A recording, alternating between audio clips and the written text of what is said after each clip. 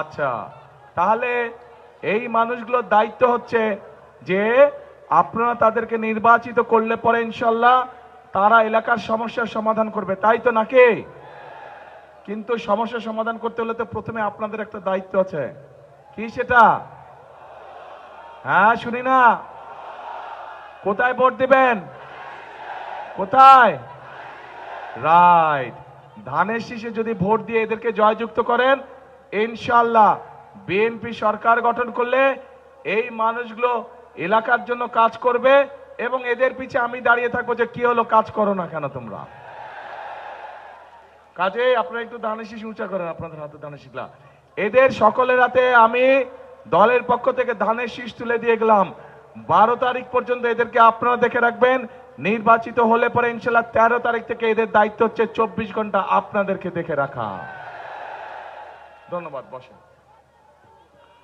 প্রিয় ভাই বোনেরা, একটু আগে এখানে আমাদের ফরিদপুরের নেতারা, ফরিদপুর জেলার নেতারা একটি দাবির কথা বলেছে।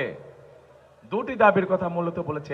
এক, এই ফরিদপুর শহরে সিটি কর্পোরেশন করা এবং দুই, ফরিদপুরকে বিভাগ করা। তাই তো নাকি? এটাই তো শুনলাম নাকি? ঠিক শুনছি?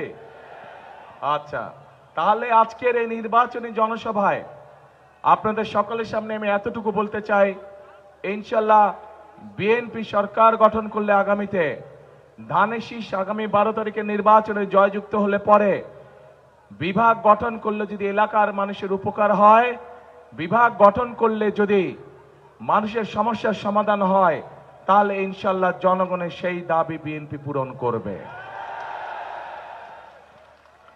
প্রিয় ভাই বোনেরা, অনেক সমস্যার কথা আমরা শুনেছি।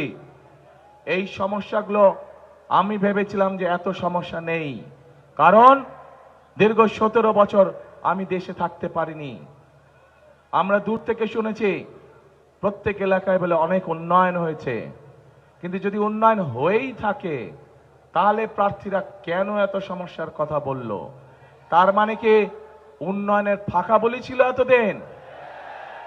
তাহলে প্রিয় ভাই বোনেরা, এখন সময় এসেছে, সময় এসেছে আপনারা যে অধিকার ফিরে পেয়েছেন, যে অধিকার আপনাদের কাছ থেকে গত 1 যুগেরও বেশি সময় ধরে কেড়ে নেওয়া হয়েছিল, সেই অধিকার বাংলাদেশের মানুষ ফিরে পেয়েছে এবং সেই অধিকার আদায় করার মাধ্যমে অর্থাৎ আগামী 12 তারিখে বাংলাদেশের মানুষ তাদের সেই উদ্ধারকৃত অধিকার প্রয়োগ